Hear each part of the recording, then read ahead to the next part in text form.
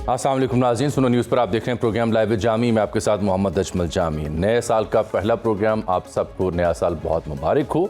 लेकिन इस नए साल का हम अगर जायज़ा लें कि आने वाले दिनों में पाकिस्तान के लिए क्या चैलेंजेस हो सकते हैं सियासी तौर पर, मुआशी तौर पर, मुआशरती तौर पर और बिलखुसूस इंटरनेशनल फ्रंट के ऊपर, तो ये सबसे अहम मौज़ूआत होंगे जहाँ हम डिस्कशन को लेकर जाएंगे। यूजुअली जब साल ख़त्म होता है तो आप सितारा नवीस जो हैं, पंडित जो हैं, पामिस्ट, एस्ट्रोलॉजिस्ट, उनके मुंह से सुनते हैं कि अगले साल ये होगा। लेकिन एक रियलिटी चेक जो है वो उसी सूरत में आता है जब आप माहिरीन से बात करें, दानिश्वरों से बात करें, जो लोग दूर की सोच रखते हैं उनसे बात करें। तो आज हमने जहमत दी है इंतहाई सीनियर सियासतदान जनाब मुशाहिद साहब को, ताकि उनसे मुल्क की सियासत हो, पाकिस्तान को दरपेश चैलेंजेस हों इंटरनेशनल फ्रंट्स के ऊपर या इंटरनल फ्रंट के ऊपर, उनका जायज़ा उनसे लें, डिस्कशन करें। हमसाया ममालिक के साथ ताल्लुकात, अमरीका के साथ ताल्लुकात, जो गाज़ा का प्लान है वहाँ पाकिस्तान कहाँ खड़ा है, सऊदी अरब के साथ जो मामलात हैं वो कैसे हैं, अफ़गानिस्तान से हमें ख़तरा है, भारत के साथ मामलात हैं, बांग्लादेश से मोहब्बतें हमारी बढ़ रही हैं, कुछ इंटरनल पॉलिटिक्स के ऊपर भी उनसे हम बात करेंगे। लेकिन उनसे बात करने से पहले मैं ये अर्ज़ कर दूँ कि कल रात जो हम देख रहे थे PTI और नून लीग के बीच जो जारी चपलिश थी उसमें कुछ बेहतरी आई। शफी जान ने अपने अल्फाज वापस लिए कि किसी को अगर दिल आज़ारी हो तो माजरत करते हैं, मामला सुलझा है, बड़ेपन का मुजाहरा किया। उम्मीद है कि फ़रीक़ैन इसी तहम्मुल का मुजाहरा करेंगे। लेकिन ये जो मुज़ाकरात की बात आप सुन रहे हैं पिछले हफ्ते दो से, उस सिलसिले में मेरी राय और मेरी ख़बर कुछ ये है कि ये मामला आगे बढ़ता हुआ मुझे दिखाई नहीं दे रहा, और उसकी बुनियादी वजह हुकूमत की एक दो ऐसी शराइत हैं जिस पर PTI अभी सर धरने को तैयार नहीं है, बिलखुसूस उनके सोशल मीडिया के हवाले से। दूसरा, जो PTI को अगर हम देखें तो जो उनके CM है KP से, वो लाहौर के दौरे के बाद अब ना सिर्फ KP में उन्होंने एक स्ट्रीट मूवमेंट का आगाज़ कर दिया है, बल्कि वो अब सिंध भी जा रहे हैं, जिससे लगता ये है कि वो पैरेलल मुज़ाकरात को तरजीह देने की बजाय स्ट्रीट मूवमेंट को हवा देंगे। तो लिहाजा इस सबको देखते हुए और उस खबर को देखते हुए इससे मुझे कोई बड़े ब्रेक थ्रू की फिलफौर उम्मीद नहीं है। मुशाहिद साहब खुश आमदीद सर, और happy new year to you. मैं ज़रा इंटरनल की बजाय आपसे बात करना चाहूँगा, जो कल जयशंकर जी ने स्पीकर एयाज सादिक साहब से हाथ मिलाया, खालिदा ज़िया साहिबा की वफ़ात हुई और वहाँ पहुँचे थे और वहाँ जो मुलाकात हुई आपने देखी, तो आपने लिखा है कि finally diplomatic decency is back with India moving beyond its silly sulkiness. ये तुसी की कहना चाह रहे हो सर? अस्सलाम वालेकुम जामी साहब, और आपको very happy new year to you and आपके जितने सुनने वाले भी हैं और आपके साथी जो हैं, और उम्मीद है कि 2026 इंशाल्लाह अच्छा साल होगा पाकिस्तान के लिए हर लिहाज से। जी, जो जयशंकर साहब का है कि आई थिंक उन्होंने अब एक एतराफ़ था कि हमसे गलती हुई, जो हमने छोटी ज़हनियत का मुजाहरा किया था क्रिकेटिंग फील्ड पर, वो काउंटर प्रोडक्टिव था, उससे इंडिया का इमेज खराब हुआ इंडिया के, और हर जगह लोगों ने कहा कि जनाब ये तो आप कर क्या रहे हैं। और दूसरा, मेरे ख्याल में it was a 2 in 1 message. एक मैसेज बांग्लादेश के लिए भी था कि क्योंकि India has lost big time in Bangladesh, सारे उन्होंने they put all the eggs in the Awami league basket. तो अब वो कहना चाहते थे कि यस, हम चाहते हैं आउटरीच करें बेगम खालिदा ज़िया के साथ भी, क्योंकि 12 फरवरी को बांग्लादेश में इलेक्शन हो रहे हैं। तो उस हवाले से they wanted to send a message of goodwill both to Pakistan and to Bangladesh. और वो जो गुस्से में थे, वो गुस्सा तो उनका है ना बेसिकली अमेरिका के साथ, और मई की जो मार पड़ी है उसके साथ है, तो वो गुस्सा निकाल रहे थे क्रिकेटिंग फील्ड से, किसी और तरीके से, धमकियों के साथ, कभी पानी की बात करते हैं, कभी इंडस वाटर्स की, तो वो सल्क कर रहे थे। तो I think it was silly for a big power और अ बिग कंट्री टू सल्क छोटी छोटी चीजों पर। ये उनको जेब नहीं देता, और ये जो सफाती तहजीब और जो डिप्लोमेटिक नॉर्म्स जिसे कहते हैं उसके बिल्कुल मुनाफी था। और डॉक्टर जयशंकर साहब खुद बड़े एक्सपीरियंस डिप्लोमेट हैं, फॉरेन सेक्रेटरी रहे हैं, एम्बेसडर रहे हैं चाइना वगैरह। तो उन्होंने फिर मेरे ख्याल में एक रियलाइजेशन हुई, जैसे कहते हैं देर है दुरुस्त है, हम वेलकम करते हैं, India is back in the fold of decency and normality. तो बहुत अच्छी बात है। उनकी बॉडी लैंग्वेज भी अच्छी थी। He also had a very फेंट स्माइल, बड़ी हल्की सी मुस्कुराहट। तो वो कन्वे करना चाह रहे थे कि जनाब हम जरा शाइस्तगी के दायरे में रह के आपसे गपशप मार सकते हैं। लेकिन वो आपने देखा क्रिकेट के मैदान में तो उनके खिलाड़ी मिलाते, बल्कि मोहसिन नकवी साहब से ट्रॉफी तक नहीं ली। जो रवैया उनका ओवरऑल रहा वो बड़ा अनबिलीवेबल था, और यहाँ फिर he walked in towards speaker साहब।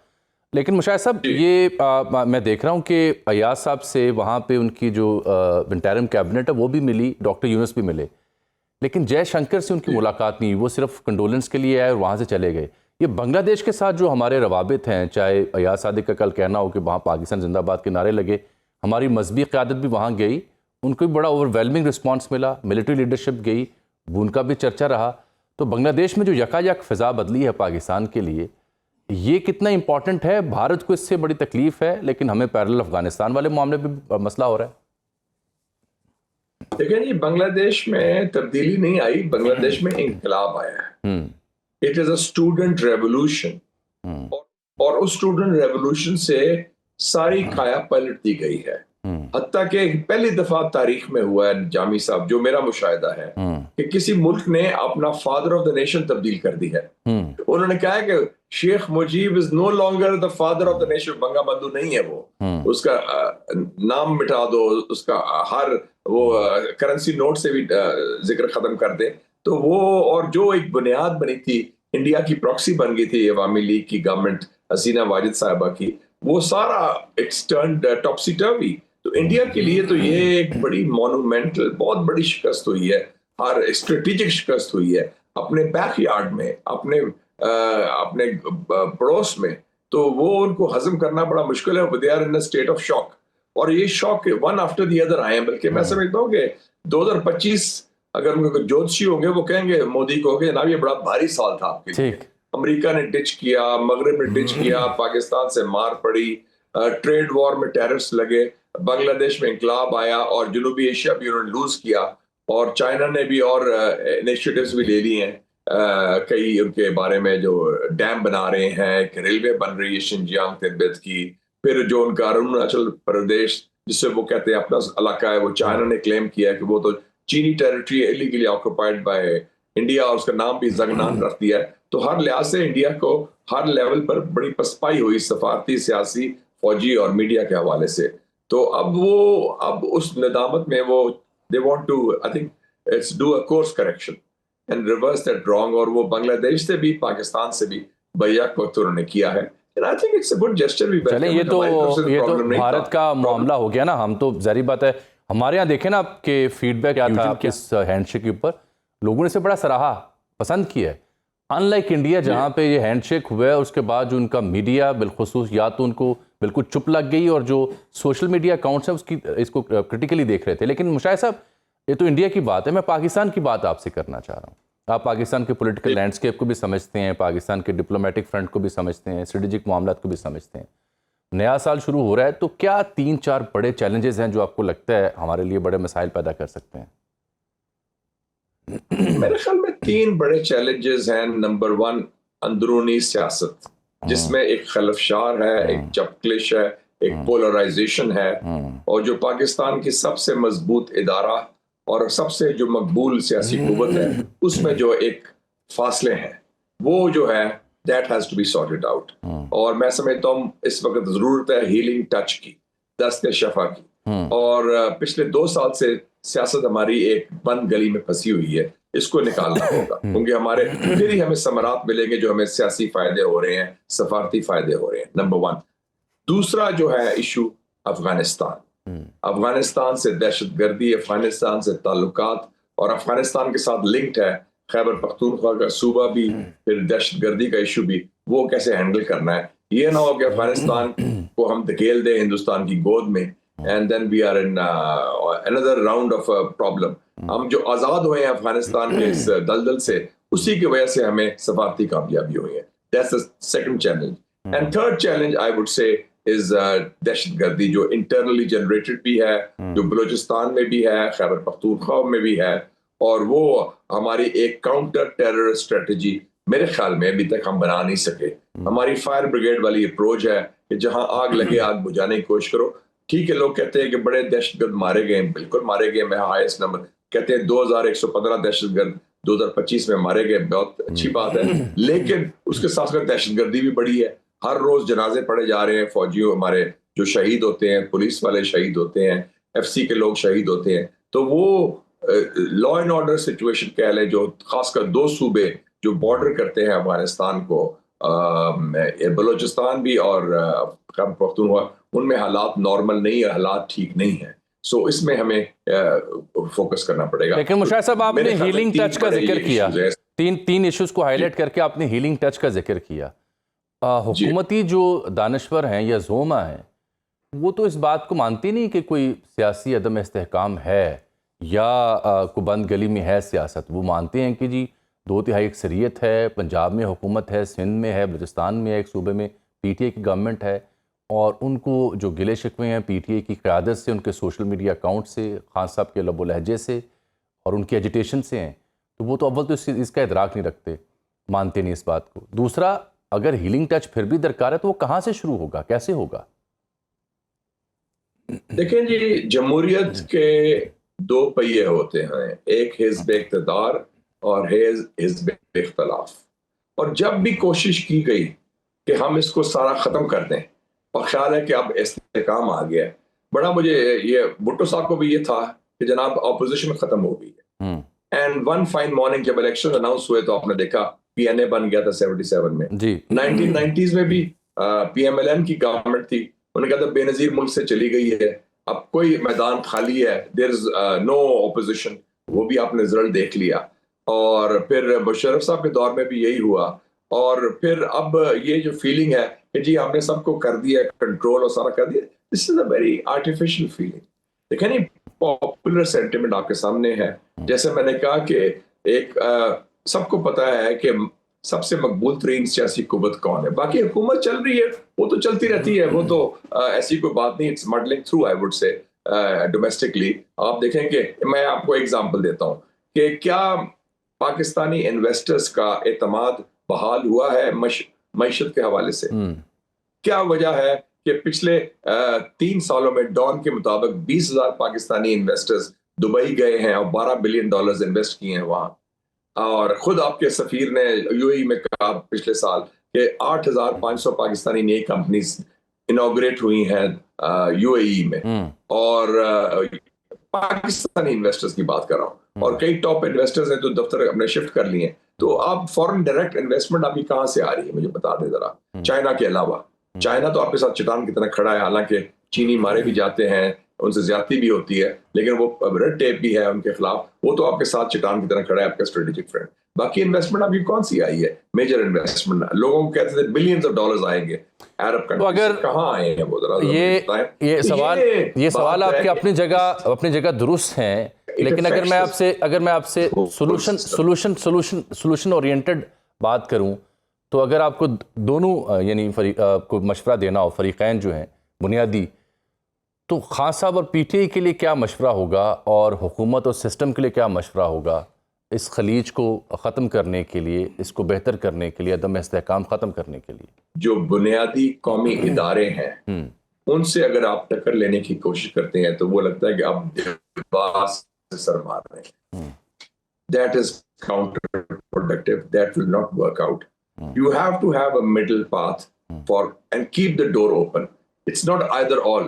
कि जी या लेट जाएं या लड़ पड़ें, आपके पास और भी ऑप्शन होते हैं। तो ये जो पर्सनल अटैक्स और अटैक्स ऑन इंस्टीट्यूशंस और मिलिट्री लीडरशिप, ये काउंटर प्रोडक्टिव है और इससे आपको कोई फायदा नहीं होगा और इससे नुकसान होगा। क्योंकि उस अटैक्स के बावजूद पाकिस्तान जंग भी जीती, उस अटैक्स के बावजूद पाकिस्तान का कौमी वकार, आलमी वकार भी बुलंद हुआ। तो वो तो, और प्लस उस अटैक्स के बावजूद स्ट्रीट पावर मोबिलाइज नहीं हो सकी। बल्कि मैं कहना चाहता हूं आपको जामी साहब कि ट्रंप के इलेक्शन के एक हफ्ते के बाद नवंबर 2024 में एस्टेब्लिशमेंट के इमरान खान के मुज़ाकरात शुरू हो गए थे।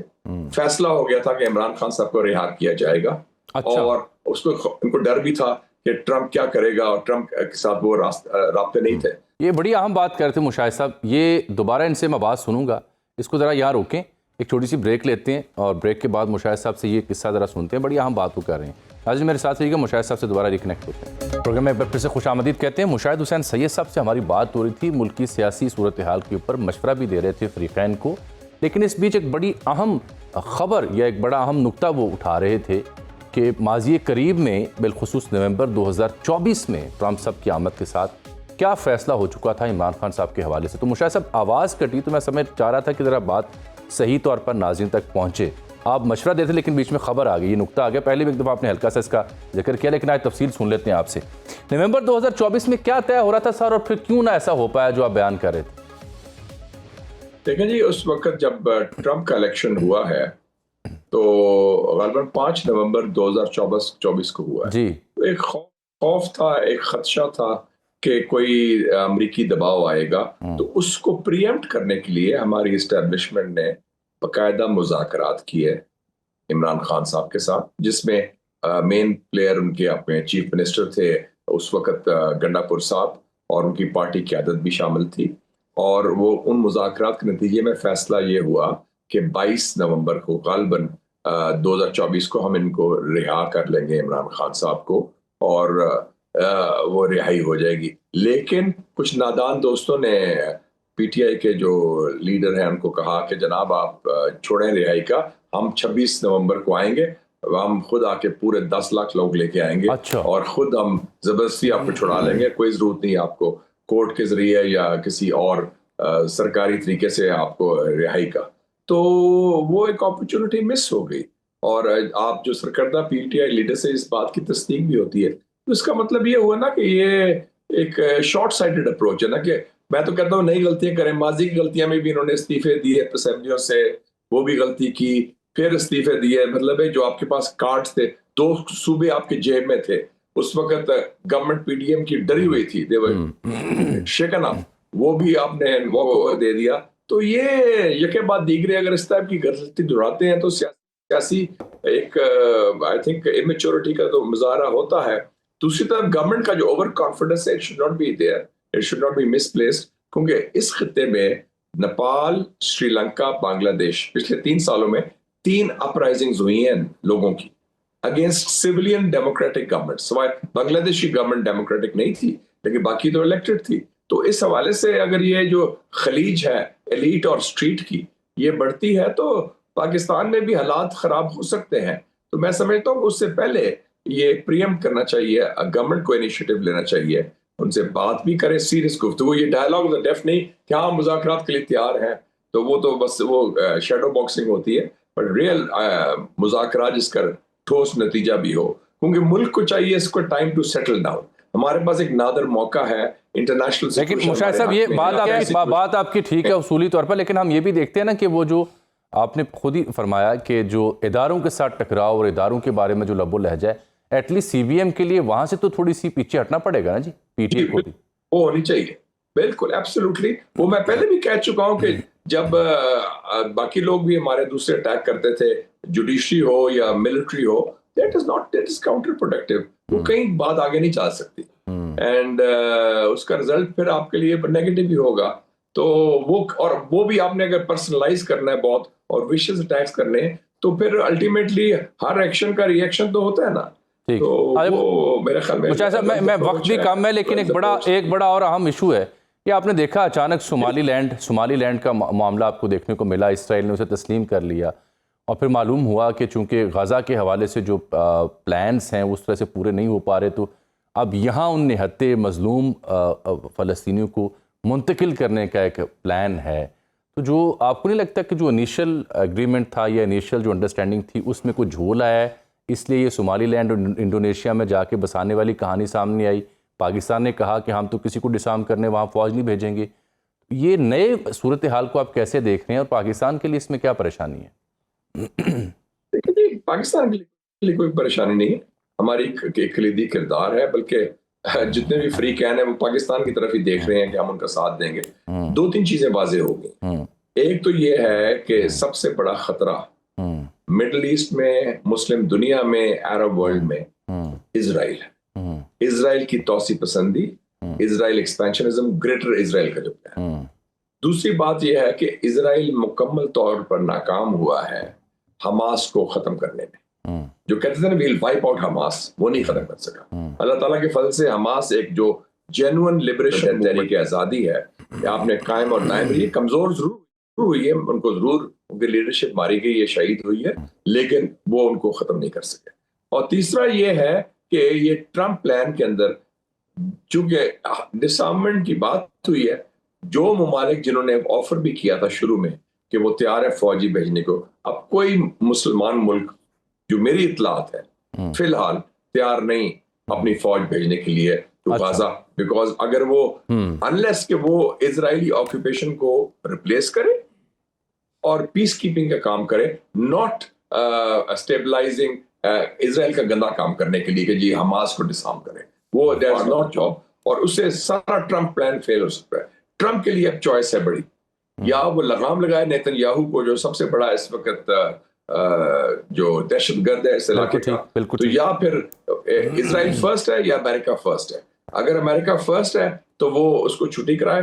वैसे भी ट्रम्प को मालूम है कि नेतन्याहू जो है उसके खिलाफ करप्शन चार्जेस हैं, तो उसको फारग कर सकते हैं वो। और अगर as long as Netanyahu is there ना अमन आएगा, और मैं समझता हूँ इससे ट्रम्प का अपना नुकसान भी होगा, क्योंकि 2026 में इलेक्शन भी आ रहा है, कांग्रेसुअल इलेक्शन, मिड टर्म इलेक्शन। वो मिड टर्म इलेक्शन भी शायद हार जाए इसी इशू पर। याद रखें कि ये मेक और ब्रेक इशू है, और इससे उसकी क्रेडिबिलिटी यूक्रेन में भी कमजोर होगी कि अगर वो वादे जो किए थे 20 पॉइंट प्लान में वो पूरे ना कर सके। बहुत शुक्रिया जनाब मुशाहिद हुसैन सैयद साहब, आपके कीमती वक्त, उनकी राय आपने सुनी। अब हम एक ब्रेक ले रहे हैं, ब्रेक के बाद वापस आते हैं तो हमें ज्वाइन करेंगे इंजीनियर खुर्रम दस्तगीर साहब। उनसे ज़रा हुकूमती जो पर्सपेक्टिव है वो भी समझने की कोशिश करेंगे इन्हीं मामलों के ऊपर। मेरे साथ रहिएगा। प्रोग्राम में एक बार फिर से आपको खुशामदीद कहते हैं। अभी हमें ज्वाइन किया है सीनियर सियासतदान जनाब इंजीनियर खुर्रम दस्तगीर खान साहब ने, पाकिस्तान मुस्लिम लीग नून के सीनियर रहनुमा। गए हमारे प्रोग्राम में उनको हम ज़हमत देते हैं।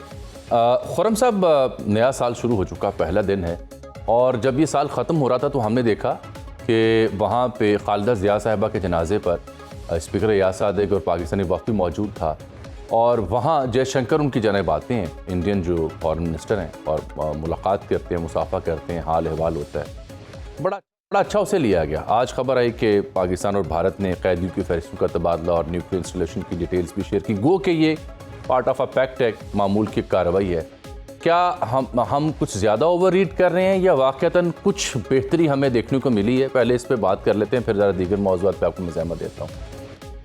जी, मेरे ख्याल में इसमें बहुत ज़्यादा हमें रीड नहीं करना चाहिए कि अब एक बहुत ही जिसे कहते हैं बुनियादी तहजीबी मुसाफिया जो है वो अगर उसमें हम तलाश करेंगे, अगर तो ये आगे बढ़ता है तो फिर इस पर ज़रूर सोचा जा सकता है। लेकिन मुझे तो मौका भी मिलता है गाहे बगाहे दूसरे फोरम्स पे जो हिंदुस्तानी पुराने रिटायर्ड सियासतदान हैं या उनके फौज के जनरल्स हैं, या जब दूसरे हम जर्नलिस्ट से भी गुफ्तगू करते हैं, तो वहां तो हमें कोई ऐसी सोच नजर नहीं आई कि वो पाकिस्तान से बात भी करना चाहते हैं।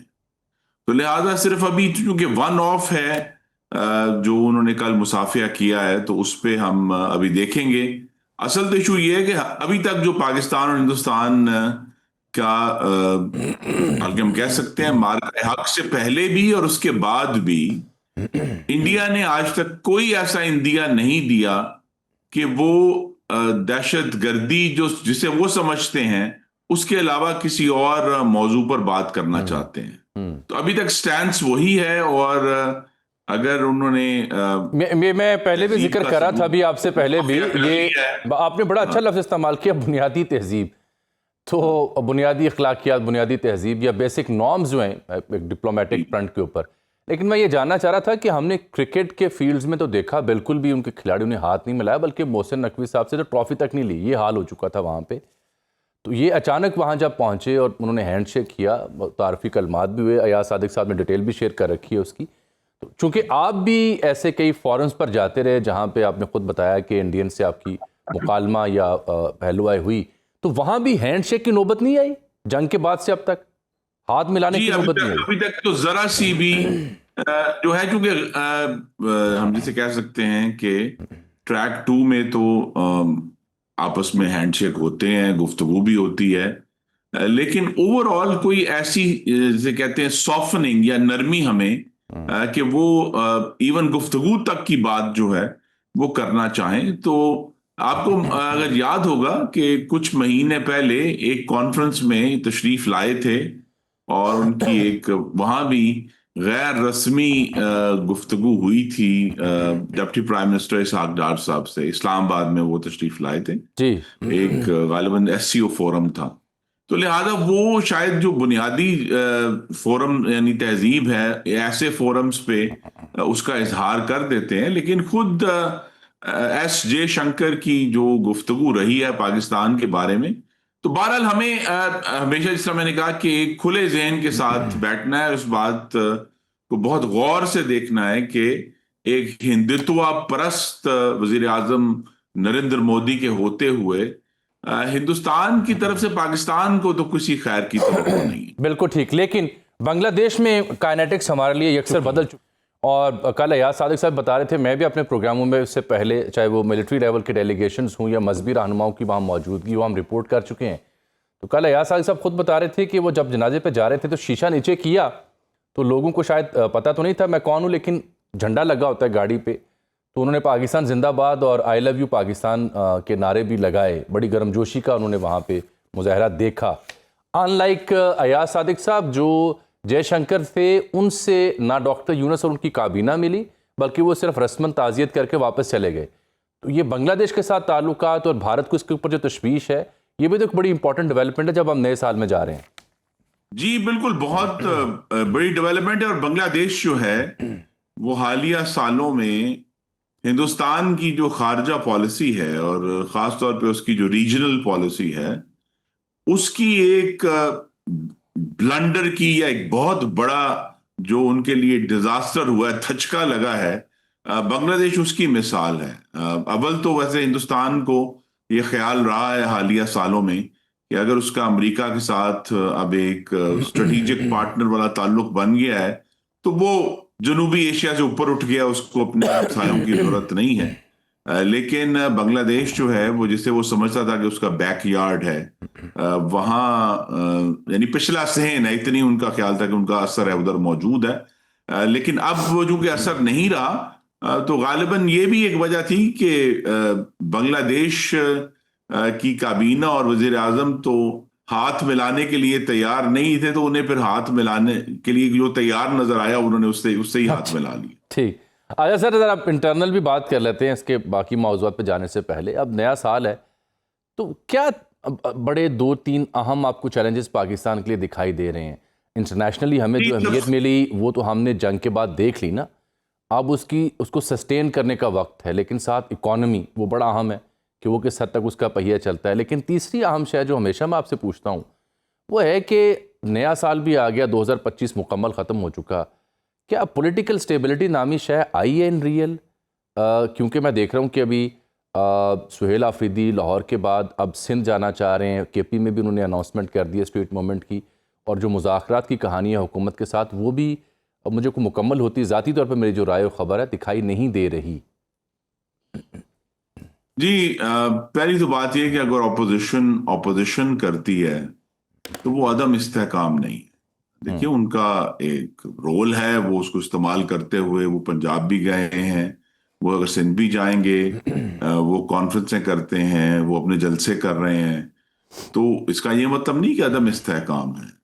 अदम इस्तेहकाम तब होता है कि अगर हमारे जो कौमी असम्बली है या सूबाई असम्बलियां हैं, वहां अगर मेजॉरिटीज ऊपर नीचे हो रही होती, कोई वहां और किस्म की उधर इंस्टेबिलिटी होती। लेकिन अब कौमी असम्बली में भी और चारों सूबाई असम्बलियों में बड़ी सॉलिड वर्किंग मेजॉरिटीज हैं, चाहे वो फर्क जमातों की हैं। तो एक तो वहां बिल्कुल स्टेबल मामला है। पीटीआई वक्तन फवक्तन इसकी कोशिश करेगी, लेकिन अगर अडियाला के बाहर उन्होंने अभी जो है रिसेंटली कोई कोशिश की है, हम उसे अदम इस्तेहकाम नहीं कह सकते। असल चैलेंज वज़ीर आज़म शहबाज शरीफ के सामने और फील्ड मार्शल आसिम मुनीर के सामने नंबर 1 तो जो है वो दहशतगर्दी है, जिसके साथ अफगानिस्तान भी जुड़ा हुआ है। इसी तरह दूसरा चैलेंज जो गालिबन सबसे बड़ा चैलेंज है ओवरऑल अगर पाकिस्तान के तनाजुर में देखें, वो ये कि ये जो स्टेबिलिटी, इकोनॉमिक स्टेबिलिटी अचीव की है, उसको किस तरह मुआशी नमू में बदलना है, ग्रोथ में बदलना है, जिसके नतीजे में नया रोजगार पैदा हो हमारे नौजवान मर्दों खवातीन के लिए। ये गालिबन सबसे बड़ा टास्क है कि सारी जो पॉलिसी है उसको किस तरह वहां उस नुक्ते पर लेकर आया जाए कि पाकिस्तान में इकोनॉमिक ग्रोथ शुरू हो और नई जॉब्स और नया रोजगार पैदा शुरू हो।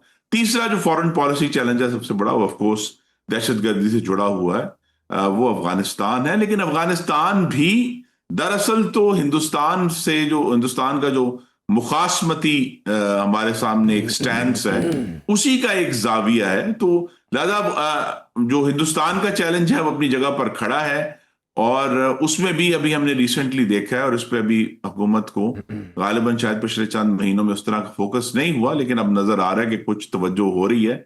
वो पानी का मामला है कि इंडस वाटर ट्रीटी जो है वो अभी तक इंडिया ने इन अबेंस डाली हुई है। तो वहां भी फिर एक पूरी डिप्लोमेटिक और दूसरी कैंपेन करनी होगी इस पानी के मामले को हाईलाइट करने के लिए, चाहे वो इंटरनेशनल फोरम्स पे है, चाहे वो बैन अवी कानून की जो कॉन्फ्रेंसें होती हैं, जो मुख्तलिफ हैं इदारे हैं दुनिया में, उन पर हाईलाइट करने की जरूरत है कि ये पानी वाला मामला जो है वो पाकिस्तान के लिए संजीदा है। और वो ये भी है कि पानी वो वाहिद चीज है जिस पर पाकिस्तान की जो नेशनल सिक्योरिटी कमेटी है वो वाजे रेड लाइन दे चुकी है, और अभी तक जंग करने के मामले में सवाए पानी के और किसी चीज पर रेड लाइन नहीं है। तो लिहाजा वो पानी का जो मामला है वो अब थोड़ा सा खुलकर आएगा। हालिया जो कि हिंदुस्तान ने अभी इंदिया दिया है कि वो एक और डैम बनाने जा रहे हैं, और उससे पहले उन्होंने चनाब का पानी भी जो है उसके फ्लो में भी रुकावटें डाली हैं और उसको इर्रेगुलर किया है, जिसकी भी प्रेस कॉन्फ्रेंस भी की थी डिप्टी प्राइम मिनिस्टर ने। तो लिहाजा ये पानी का मामला जो है, पानी और अफगानिस्तान फॉरेन पॉलिसी के इशूज हैं, और दूसरा जो है हमें दहशतगर्दी और इकोनॉमिक ग्रोथ के जो वो हैं वो इंटरनल चैलेंजेस। लेकिन ये एक्सटर्नल दो चैलेंजेस का आपने जिक्र किया, अब तो अफगानिस्तान भी पानी के हवाले से बयान देता है, बिलखुसूस काबुल से स्टेटमेंट्स ऐसी आती हैं दिल्ली जाके। ये भारत के साथ पानी का मसला, अफगानिस्तान के साथ दहशतगर्दी का मसला, इंटरनली आप कह रहे हैं कि मईशत को नमू में बदलना, ये तो बड़े संगीन चैलेंजेस हैं। और साथ अगर आप अमेरिका के साथ हमारे ताल्लुकात को देखें तो जंग के बाद तो बहुत ही यानी अनप्रेसिडेंटेड हमने मूव्स देखी, अप्रिसिएशन देखी। लेकिन अब गाज़ा का जो प्लान था, स्टेबिलिटी फोर्स का जो मामला था, उसमें तो पाकिस्तान ने बड़ी वाज़ेह मौक़िफ़ लिया कि डिसआर्म करने के लिए हम किसी को नहीं जा सकते। तो अब वो सोमालीलैंड वाला शोशा भी आ गया, जैसे इसराइल ने तस्लीम कर लिया, वहाँ बसाने का मामला। इस सब को देखते हुए आपको नहीं लगता कि अमेरिका के साथ ताल्लुकात में या उनके साथ जो हमारी प्री नेगोशिएशंस या जहाँ भी कोई इत्तफ़ाक़ी राय था उसमें अगर कोई मसाइल आए तो ताल्लुकात भी ऊंच नीच का शिकार हो सकते हैं? जी, सदर ट्रंप की जो हम कहते हैं पारासिफ्त नेचर है, उसमें तो कुछ भी कहा नहीं जा सकता। लेकिन वो पारासिफ्त नजर आती है, असल में तो वो अपने उनके जाती मफादात भी और अपने मुल्क के मफादात जैसे वो समझते हैं, उसको बहुत वो सिंगल माइंडली उसका ताक़ुब करते हैं मफादात। तो जहां जो है वो पाकिस्तान ने अपनी जो गाजा के मामले में एक जो रेड लाइन है वो बड़ा अच्छा किया है कि वाजे कर दी है। लेकिन पाकिस्तान की तरफ से बेसिक अंडरस्टैंडिंग तो मौजूद है कि अगर जब भी उसकी जो शराइत हैं वो तय होंगी, और वो शराइत अगर पाकिस्तान के मफाद में है, हम चाहते हैं कि हम अपने फ़लस्तीनी भाइयों की मदद के लिए अगर कुछ कर सकते हैं वो ज़रूर करें। और एक दुनिया में एक बहुत बड़ा मामला है फ़लस्तीन और इसराइल का, और उसमें उसके हल में अगर पाकिस्तान कुछ किरदार अदा कर सकता है तो हम ज़रूर करना चाहिए। लेकिन जिस तरह मैंने कहा, हर मुल्क ने अपनी अपनी रेड लाइंस का तयन करना है, पाकिस्तान ने कर दिया है। तो अमेरिका के साथ ताल्लुकात जो हैं वो इस साल भी मेरे ख्याल में मुस्बत रहेंगे, क्योंकि आप देखिए जो रेकोडिक का मामला था और अमेरिकी कंपनियों का मामला था, उसके ऊपर बहुत पेशरफ्त हुई है। और पाकिस्तान की इकोनॉमी के लिए जो सबसे अच्छी खबरें थी 2025 में, उसमें एक ये भी थी कि अमेरिका के जो वहाँ के जो एक्सपोर्ट बैंक्स हैं या दूसरे जो बिजनेस सपोर्ट बैंक्स हैं, उन्होंने रेकोडिक के लिए भी अपनी सपोर्ट का ऐलान कर दिया है, और ओवरऑल उसका जो फाइनेंशियल क्लोज है वो अब हो गया है। तो वहाँ अमेरिकी इन्वेस्टमेंट जो है बड़े जोर और शोर से इंशाल्लाह आने लगी है, और पाकिस्तान के लिए एक बड़ा मुस्बत अमल होने लगा है। तो अमेरिका के साथ हमारे जो इश्यूज हैं वो ज़ाहिर है हमेशा निगोसिएशन में रहेंगे, लेकिन जो एक कहते हैं मुस्बत सफ़ा पलटा है हमने किताब का, वो फिलहाल तो सर जाने से पहले जरा थोड़ा रैपिड फायर किस्म के दो सवाल हैं आपके लिए। वो साल जब ख़त्म होता है या नया साल आता है तो हम जो सहाफ़ी हैं हम भी वो क़याफ़ा शनास बुला लेते हैं जो प्रेडिक्शन करते हैं एस्ट्रोलॉजिस्ट, लेकिन सियासतदानों से भी पेशन गोई लेनी चाहिए ना, ज़ाहिर बात है, तजुर्बा आपका गुजरा इस फील्ड में। ये खान साहब का आपको 2026 में मुस्तकबिल क्या दिखाई दे रहा है? बाहर आते दिखाई दे रहे हैं, कोई रिलीफ की सूरत पैदा हो रही है या मज़ीद को मामला टाइट होगा? जी, खान साहब का मुस्तकबिल जो है वो उनके मिजाज के तकब्बुर और उनका जो रियासत मुखालिफ रवैया है उसके पिंजरे में कैद है। तो अगर उन्होंने उससे निकलना है तो, और दरवाजा हमेशा खुला है उसका, उस पिंजरे का, तो उन्हें खुद उस पिंजरे से बाहर आना होगा, जो हमें 25 में नजर नहीं आया और 26 में भी अल्लाह करे उन्हें ये समझ आ जाए कि पाकिस्तान की जो सियासत है उसमें जो तशद्दुद का अंसर वो 2014 से लेकर आए हैं वो अब उनके लिए कामयाबी नहीं लेकर आ रहा, और गलत जबान इस्तेमाल करना, धमकियां देना, खवातीन के बारे में नाजेबा कलमात अदा करना, और अपना जो सोशल मीडिया टीम है पाकिस्तान में भी और पाकिस्तान के बाहर, उसके जरिए अपने हर मुखालिफ की इज्जत नीलाम करना, ये शायद उनके ख्याल में अब 7-8 साल पहले तो कोई मुस्बत तरीका हो सकता था इक़्तिदार तक पहुंचने का, लेकिन अब नहीं है। ठीक, तो अब अगर वो बात समझ लें तो कम से कम उनकी जमात के लिए, और उनकी जमात के पास 13वां साल है, खैबर पख्तूनख्वा में हुकूमत कर रहे हैं वो, तो हाकिमियत पर तवज्जो क्यों नहीं देते? वो हमेशा जो है वो उनकी फोकस, वो जो 4.5 करोड़ पाकिस्तानी उनकी जिम्मेदारी हैं वो ठीक, उनकी कैलकुलेशन में नहीं है। आपकी राय आ गई सर। वो भाग भाग कर इस्लामाबाद जाते हैं, लाहौर जाते हैं, अब सिंध जा रहे हैं। तो सर हालांकि अगर उस पर फोकस करें और उस खैबर पख्तूनख्वा को पाकिस्तान के दूसरे सूबों के लिए मिसाली सूबा बनाएं, हमारे लिए नए रास्ते का तयन करें, बजाय ये कि उनकी यूनिवर्सिटियों के डिपार्टमेंट बंद हो और चलिए ये तो आपकी राय है ना, इसके बारे चलें, ये तो आपकी राय है ना सर, उसका एहतराम, लेकिन देखें ना वहाँ की आवाम उन्हें बार बार मुंतखब करे, इसका मतलब उनसे मुतमईन है। और रहेगी बात दूसरे सूबे में जाने का, ये तो सूबों को खुशामदीद कहना चाहिए, तो अच्छी बात है। सूबाई सतह पर ताल्लुकात बढ़ें, एक दूसरे को जाके देखें, मिलें। बहरहाल बहुत शुक्रिया सर आपके कीमती वक्त का। नाज़रीन आज के लिए इतना ही, इंशाल्लाह मुलाकात अगले प्रोग्राम में, तब तक के लिए अल्लाह हाफ़िज़।